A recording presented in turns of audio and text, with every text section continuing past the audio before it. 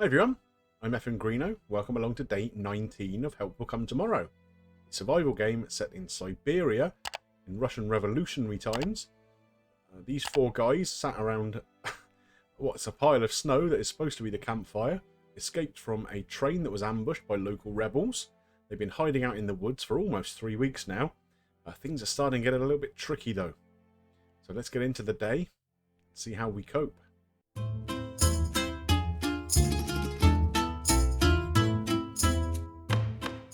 So as you can see, the renegades are still on our doorstep, which means we can't light the fire and keep people warm or cook any food. Bit of a problem. Dmitri and Sir Edward Grey, in trying to undertake some tasks yesterday, unfortunately stayed out a bit too late, so had to stay out in the wilderness rather than coming back to camp. They've returned this morning, but they are freezing cold, as you can see here. That's a bit of a problem, so we might need to try and get some warm clothes on them or something, because we don't have the opportunity to warm them up by the fire, of course. We still have one more of our tasks to definitely start. You can see here around where we are trying to lure the rebels. We've set traps for them around these decoy fires and whatever up here. We've got one more up here where we're going to try and lure somebody to a fairly icy demise out onto the frozen river. So that's where we're going to head out today, and we're going to find out what this little animal is on the way as well, I guess. We'll sort of head in that kind of direction. So before we do all of that, let's think about whether we have anything that we can give these guys to eat or not. Of course, we've not been able to cook for the last couple of days. We did have a fairly good store of food beforehand, but it is getting depleted relatively quickly. So we don't have any cooked food around at all. Rotten meat, well, we don't really want that. Eggs would be nice, but unfortunately we can't cook them. I think actually we'll chuck the rotten food away. We don't want that hanging around in the camp. We've got things like bugs. We have got honey. We've got some smoked meat, which I really wanted to try and keep to make something a bit more interesting out of. We've got some honey. So we do have things that we can feed the guys here. Edward Grey is the hungriest out of anyone. Maybe he'd like some honey. That might really sort him out. So that is pretty much, yeah, that's taken 30 away from his hunger. So that was a good shout. What about these guys? He's at 49, 45, and what about Maria? So she's at 45 as well. So everybody needs something good to eat.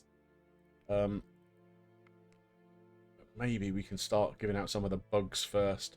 We've got beans here that people can eat kind of raw, which isn't ideal, but I want to try and keep some of the better stuff around in case morale is starting to drop. Because giving all the horrible stuff out to people really does make their morale drop a little bit. How about some moss? No one's had any moss for a while. I don't want to really give anybody any indigestion, but let's see. That's dealt with most people's hunger. That's still a little bit of a problem here for Dmitri. What would you like? Would you like a piece of garlic? There you go. That's sorted you out. Stinking, but what can you do? Okay, everybody could do with some water as well. We did filter a little bit previously, so seeing as we're not using any for cooking today, we can give that out. So the only real problems the guys have got now is plenty of fatigue kicking around and a little bit of cold here from the guys. Now I wonder, do we have any material that we could make some clothes out of? Not sure we do. I know we had a load of rags, but can we make something? So we've only got 2 bits of string. We do have enough rags and canvas and stuff. So maybe that would be an idea, and we can try and warm one of the guys up a little bit. Let's try that. I think Maria is good at making this sort of stuff, so she can come up. She's managed to make a coat without using any action point as well. So who's the coldest out of these two guys then? So 70 frost for Sir Edward Grey and 70 for Dmitri. Well, I think we're going to give it to Dmitri. He's had the most to deal with in the game so far. So I think he's probably the one who deserves to get a nice warm coat. ahead of Sir Edward Grey. So you grab that. There you go. That should sort you out a little bit as we go through the day. Won't make a difference yet, I don't think, but it will certainly help you out. Right. So I think the first thing we want to try and do now then, now that we've dealt with everyone's hunger and whatever, is take that expedition out. And we're going to send the 2 guys again, I think. Even though they're a little bit cold. Going out for a nice walk and warm them up a bit, surely, won't it? So, they can go. We are going to take the bow and arrow, because we're going to have a look at and see what that animal is along the way. And we will take snowshoes, I think, to try and stop getting lost. Maybe the torch, and I think we'll take the sack. What I'd like us to be able to do with that is to fill it up with as much grub as we can. Obviously, if we're not able to cook anything at the moment, we might need to be picking up like berries and stuff like that along the way. So what do we have in these areas? So there's berries here, but they're quite depleted. Let's go and see what this this animal is. So we'll send the expedition. What's happened here? Why have we not got that in place then? Did I make a boo-boo? Right. Bow and arrow. Snowshoes. Torch. Where's the sack gone? Sack. Okay. Send. Okay, what have we got here? We go deeper into the cedar forest, black as a grave. Somewhere nearby a stream murmurs and owls hoot in the treetops. Sneaking under the scratching bushes, you navigate more with your hearing than your eyesight. Suddenly you hear this growling or barking. It's the furry wolverine low at the ground trying to scare you away from its prey, a small musk deer. Right, so we're going to try and scare it away with screams and stones. Well, no, we don't want to do that because we don't want to attract attention of the renegades. Turn around quickly. No. Retreat calmly. No. Try and shoot it with a bow. Absolutely. So the shot hits the animal in the head and kills it right away. It looks like you have both the deer and the wolverine. Come on. Awesome. We can't cook them or anything, but at least we can skin them and make some more clothes. So that's a really good result. I'm glad we came this way. Oh my goodness. Really? Oh yeah. This bow and arrow is gonna is gonna come in useful today. So you notice a moose lying on a snowy slope, legs folded underneath the body and its head on its stomach. What a giant animal. Even when resting, it seems to tower above the valley, and its majestic antlers immediately bring to mind that it's the unquestionable king of the taiga. If you manage to hunt it down, it could feed you for a week. Apparently one of the Siberian superstitions says that the sleeping moose is inviolable, and you should warn the bull with shouts before trying to kill it. Well, you are so hungry that you will probably skip the forest etiquette. Oh yeah, for sure. Shoot it with a bow. So it's hard to say what you've hit. The moose looks almost casually in your direction, rises and begins to trot in the opposite direction. The moose has no problem running across the unstable and snowy terrain, where you can barely move. You have no chance to chase it.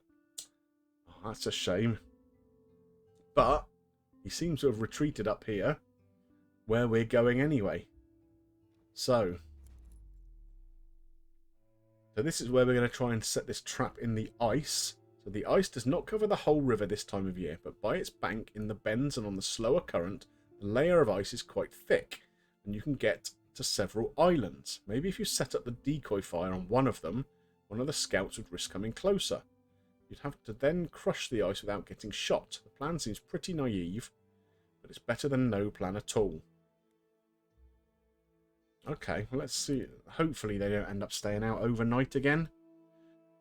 Second glance, it doesn't look that bad. The icy road to one of the eyots, whatever that is, leads under a high cliff. If you light the fire on the island, an intrigued scout will surely try to assert the situation from the high ground. It would be worth it to ambush him there and push him onto the thin ice floe. And if the scout decides to sneak up closer to the isle, you can throw stones from the cliff and break the ice. Okay, so let's check the ice and the isle. The ice leading to one of the overgrown ayats crackles treacherously, and here and there you can see bubbles of air moving underneath it.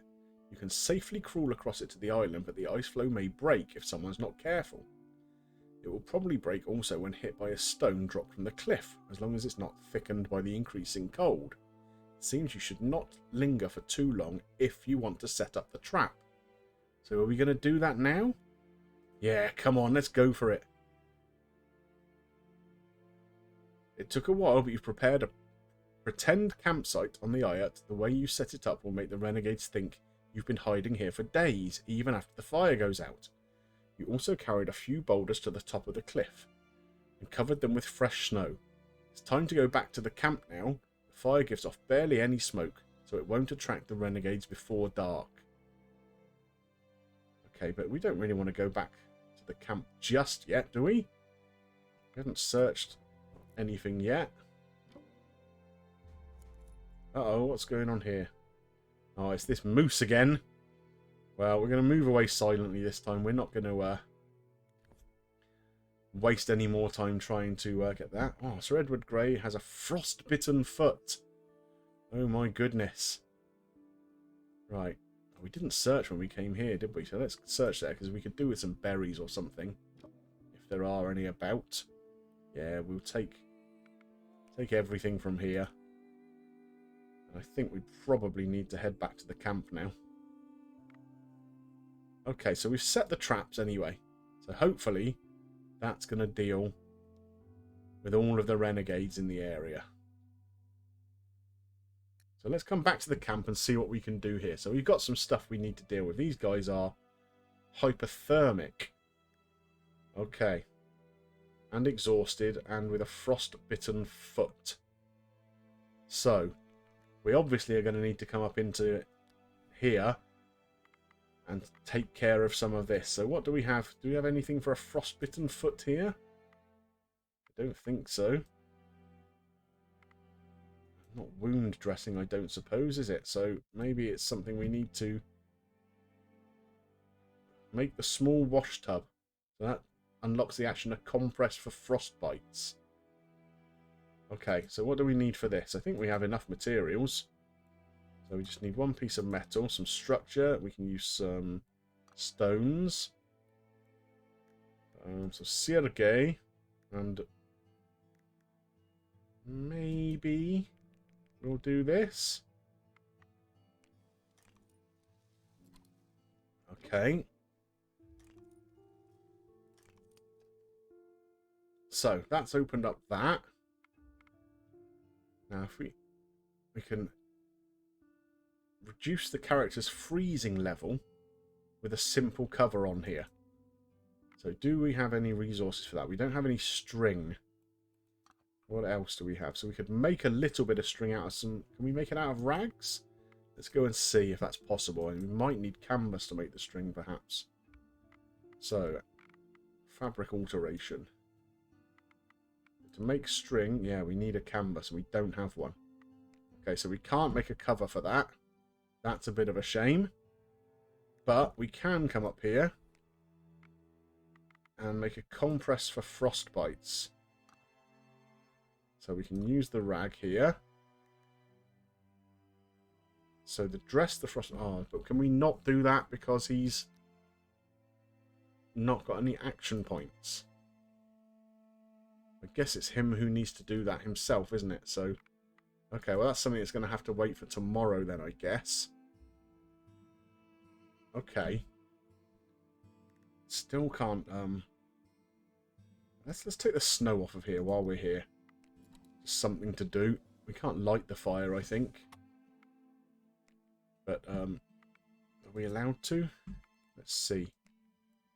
Let's see. I think while the renegades are still close by, it's gonna not allow us to... No, we can't do anything in terms of the fire. Okay. So, what can we do here now? I do wonder whether it's worth sending the other two out on a little expedition to try and find some more food. Because we are a little bit light. We've got the smoked meat we could eat. We've got the beans. Can't cook the eggs. We've got some berries. We could... this is an idea. We could skin these animals. Right, Maria, over here. At least, let's skin the big one. What did we get? We got a musk deer, didn't we? And a wolverine. So let's skin the musk deer, shall we? Skin the animal. So, what do we get out of this, Maria? 2 bones. 4 lots of fur. 4 lots of lard. And 8 pieces of meat. That's a good haul. I mean, we can eat raw meat if we have to. So, oh, we don't have any string, though, do we? So we can't make any clothes, I don't think. No, we need string. We don't have any. I mean, we have all the other resources, but no string. Okay, so we need to go and try and find some canvas from somewhere. I think that's something we'll have to try and do tomorrow.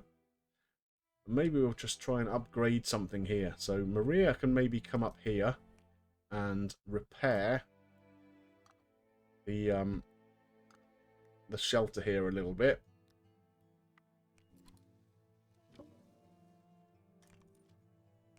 There we go. So the shelter quality will be back to normal. We had a little incident with that where a branch fell on it. So that's good that we've got that sorted out. Now we've still got 2 action points left here with Sergei. So I do wonder, should we get him to come and make a tool that we can use? I mean, a fishing rod? No, we need string for that. Hatchet we need string for. Everything we need string for, don't we? Okay. Yeah. That's a shame. So I don't see that there's much more we can do. Oh, you can come and check the snares, I suppose. We haven't done that for a while, have we? And he's the man to do that. What have we got? Oh, some kind of bird. What was that? A wood grouse. So useful feathers. Well, that'll be good for making some more arrows if we need them. And a little bit of meat. Nice. So in terms of arrows, what did we have left? Only 1. So maybe we can get Sergei to come here and make some arrows then. What do we need for that? We've got loads of feathers. We've got sticks. We've got some sharp material. Oh, not enough resource. Not enough sticks. Oh, no. Okay, well, can we break down some wood then? Do we have any wood to break down? I want some sticks. So we have got branches, so we can do that then. That'll give us loads of sticks. And we can make some more arrows tomorrow morning, I guess. Okay. So that completes everything we can do around the camp. A bit of a mishmash of a day there, wasn't it, for that? Now, we do need to get some people up for a kip now. Sergei and Sir Edward are the 2 most tired, so they definitely need to come up in here. And they can rest now. Hopefully that will sort them out a little bit overnight. Sergei is an insomniac, so it doesn't always work getting him to rest, unfortunately. But the shelter being at 100% and with a nice cover on it now, hopefully that will help him get his head down a bit. So, I think we've done everything we can. Nobody needs any more resources. We're going to need some more water in the morning, but that's fine. I think it's probably time for us to get through to the end of the day and see what they want to talk around the fire about. So what have we got here? We've got Ye Wretched of the Earth, Brainstorm, Bad Dreams, Last Boot, Not Least, and Kunkuji. The Kunkuji, I think, are the locals or something, some rebels that they've got. Let's see what we can find out about them. Those thugs were talking about the Kunkuji. What's that all about?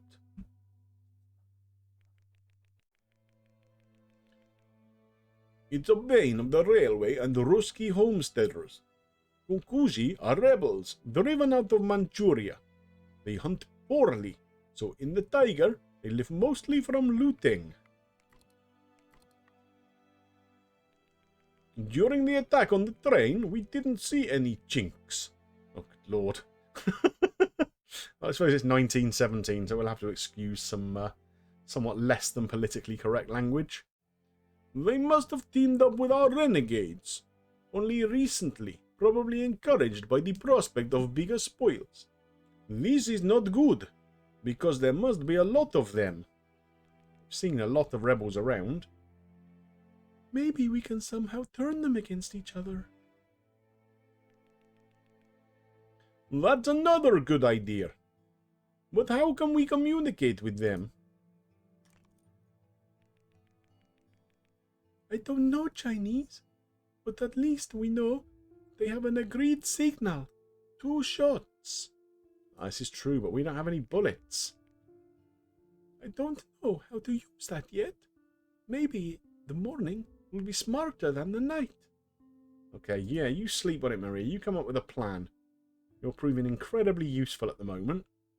So what else are we going to have? Not a step back, last boot not least, brainstorm, greetings to arms, or good manners. Well, this has been cropping up quite a lot, so... I can see your looks. You probably wonder from the beginning, how comes that such a scruff like me has such good shoes? Hadn't been wondering it, but if you want to talk about it, fine. Well, maybe jealousy speaks through me, but...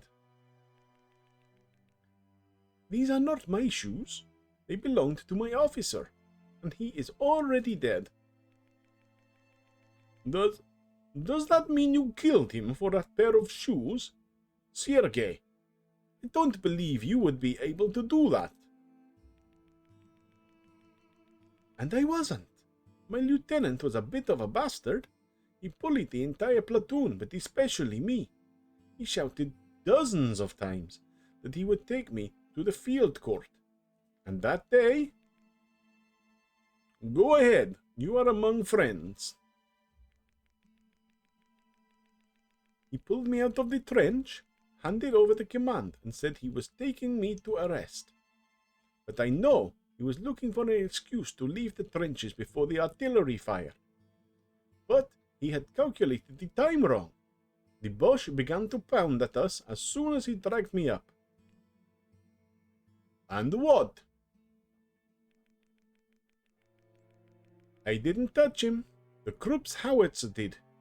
There was nothing left of Lieutenant Zelenka but burned legs and intact shoes. Everyone started to run, so I took the shoes and ran too. And the Germans were attacking. I've heard that the headquarters reported about the total destruction of our platoon. That is, I didn't even desert it formally, but died. What else was I supposed to do? Oh, so no one even knows he's alive. I have no idea. But if you have escaped, it's good that in these shoes. I'm losing my mind. Sometimes it seems to me that something is splashing inside, like the blood of Lieutenant Zelenka. Well, I can't tell you that you are safe here, but at least that drama is already behind you. Okay, so everyone knows a lot more about Sergei's background now. He's had a fairly tough run of things, hasn't he? Bless him. It doesn't say whether, when all that was left was the lieutenant's legs and shoes, whether he actually took the legs out of the shoes before he ran off, but one would assume it was a fairly gruesome sight nonetheless. So, everybody has managed to pass their morale tests overnight. We are good to go into the next day. And nothing bad has happened. Still the renegades are nearby, which still means we can't light the fire. So, yeah, it's going to be a little bit of a problem. Oh, we've got another injury here, frostbitten hand. Well, we can take care of those in the next episode. Well, I hope you enjoyed today's episode. Again, a bit of an odd one, but yeah, we're muddling through best we can while the things we can do are a little bit limited by the amount of renegades around. If you did enjoy it, please drop a like on there for me. And, of course, if you've got any comments about this episode, the series as a whole, any hints or tips for me, please let me know in the comment section below. And of course, if you're not yet subscribed to the channel, come and hop on the Greeno bus. There is plenty of room for you all. It just remains for me to thank you for watching, and I will see you soon, where some more help will come tomorrow. Bye for now.